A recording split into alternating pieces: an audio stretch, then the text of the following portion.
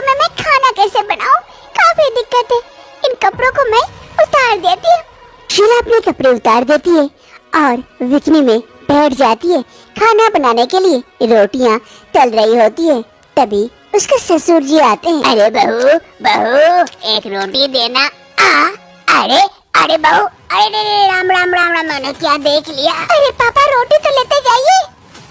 राकेश और शीला दोनों एक ही ऑफिस में काम किया करते थे। प्रोजेक्ट के सिलसिले में हर रोज दोनों की मुलाकात होती थी। मुलाकात दोस्ती में बदल जाती है और दोस्ती प्यार में। दोनों एक दूसरे को डेट करने लगते हैं। राकेश, हम दोनों एक दूसरे को कितने अच्छे से जानते हैं, एक दूसरे से प्यार भी करते हैं, तो चलो ना इस प्यार के रिश्ते को शादी के बंधन में बांध ले।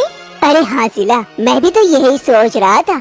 हम पंडित जी से बात करके शादी कर लेंगे मंदिर में। और तुम्हारे घर वाले? अरे वो तो गांव में रहते हैं ना, शादी के बाद वहाँ चलेंगे हम दोनों। राकेश, मुझे भी गाँव खूब पसंद है। एक अच्छा दिन देखकर राकेश और शीला दोनों मंदिर में आकर शादी रचा लेते हैं। दोनों इस शादी से काफी खुश होते हैं। शादी के बाद राकेश शीला को लेकर गांव पहुंच जाता है। घर में राकेश का बाबूजी रामलाल बैठकर चाय पी रहे होते। तभी राकेश आवाज लगाते, माँ बाबूजी। अरे कौन है? कौन? अरे बाबूजी, मैं हूँ राकेश। अरे राकेश बेटा, तू अचानक से, और ये साथ में कौन है? अरे बाबूजी, ये आपकी बहू है। शादी रचाकर हम यहीं सीधा चले आए हैं। अरे वाह वाह, ये तो बहुत खुशी की खबर है। अरे सुनती हो? अरे भाग्यवान, जल्दी आओ जल्दी। देखो राकेश आया है, साथ में बहू भी लाया है। ये बात सुनते ही राकेश की माँ शांति देवी दौड़े दौड़े वहाँ आ पहुँचती है। अरे राकेश बेटा, राकेश बेटा, अरे बहू, अरे बड़ी प्यारी बहू है, कितनी सुंदर है। अच्छा क्या बेटा शहर से शादी करके आ गया? यहाँ तो तुमको इतनी सुंदर लड़की मिलती ही नहीं। अरे जाओ जाओ, बहू को घर के अंदर लेके जाओ। अरे राकेश बेटा, आओ यहाँ बैठो, कुछ बातें भी कर लूँ तुमसे। इधर शीला शांति देवी के साथ घर के अंदर चली जाती है और राकेश जाकर अपने बाबूजी के बगल में बैठता है और दोनों बातें करते हैं खूब। दूसरी सुबह शांति देवी अपनी बहू शीला को लेकर रसोई आती है। अरे बहू, ये देख, ये हमारा रसोई है।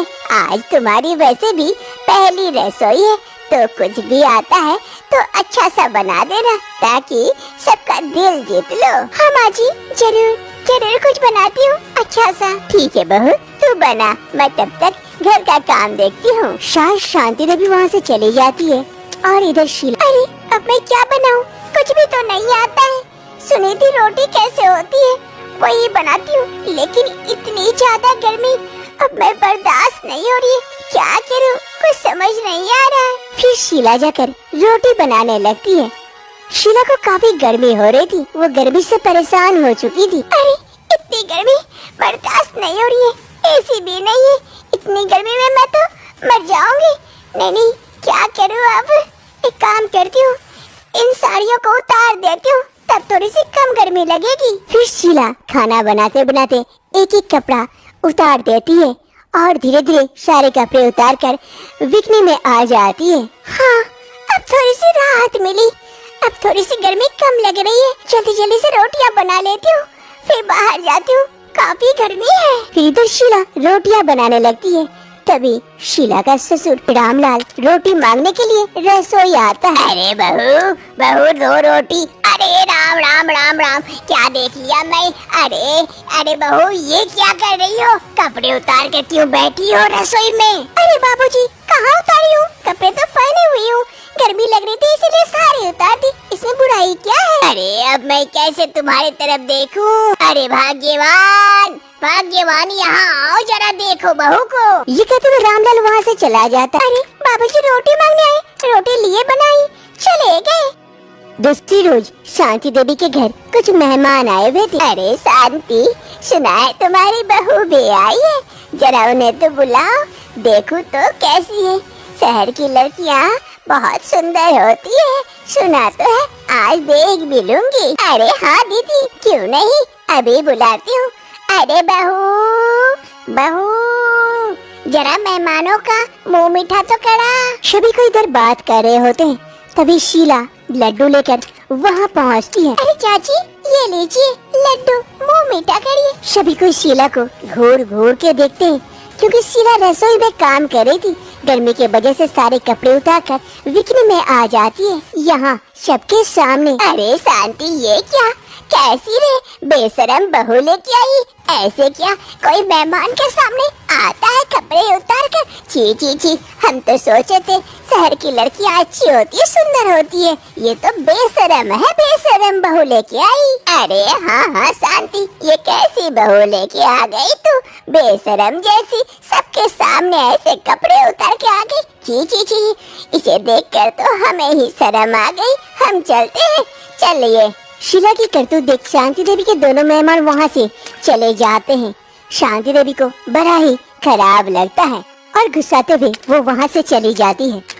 दूसरी रोज रसोई में शीला खाना बना रही होती है, तभी वहाँ पर राकेश पहुँचता। अरे शीला, माँ वो कह रही थी कि ये क्या तुम सच में विकनी में ऐसे क्यों बना रही हो, घर में ऐसे कोई कपड़े पहनता है क्या? अरे राकेश, तो मैं क्या करूँ, इतनी गर्मी बर्दाश्त नहीं हो रही है, जैसे लग रहा है कि मैं यही मर जाऊंगी।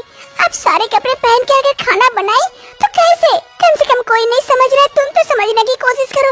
इतनी ज्यादा गर्मी है और ऊपर से खाना भी बनाना है, कैसे करो राकेश, तुम भी बताओ। हाँ शीला, ये बात तो सही है, रसोई में और ज्यादा गर्मी बढ़ गई है, अब तो यहाँ रहना ही मुश्किल है। तुम तो खाना भी बना रही हो, देखता हूँ क्या कर सकता हूँ मैं। राकेश शीला की गर्मी से राहत के लिए सारा खाने का सेटअप छत पर कर देते हैं और एक तिरपाल भी लगा देते हैं, जिससे उसे गर्मी से भी राहत मिले। अरे शीला, अब तो गर्मी नहीं न लग रही है? अरे नहीं राकेश, इसीलिए तो देखो ना, साड़ी पहन के खाना बना रही हूँ। थैंक यू राकेश, इतना मेरे लिए सोचने के लिए। शीला सबके लिए खाना बनाई थी, सभी कोई खाने की खूब तारीफ करते हैं और शीला पूरे कपड़े में साड़ी पहन कर आई थी। ये देखकर उसकी सास भी काफी खुश होती है। माँ जी, और पनीर की सब्जी दूं? अरे नहीं नहीं बहू, आज तो ऐसे ही मन भर गया और खाना भी बहुत ही अच्छा बना है। अब शीला को और गर्मी नहीं होती है रसोई बनाते समय, क्योंकि वो छत पर खाना जो बनाती है और अपने परिवार जनों के साथ खुशी खुशी आगे की जिंदगी बिताती है।